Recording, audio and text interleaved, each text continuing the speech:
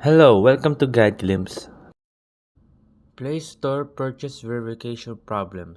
So today's video I'm going to teach you about the Play Store verification problem, purchase verification problem. If you're having trouble when you're purchasing something and your verification is not allowing you to, so this video is for you. So to fix that, first thing you need to do is open up your Play Store, and once you're here, click on your profile on the top right.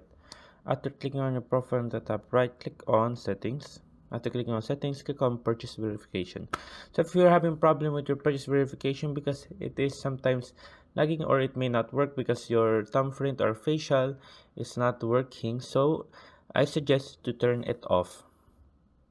There you go. When you set password as your verification method, you'll be asking for all future password with your Google account. Then let's go and set password then off it, and there you go.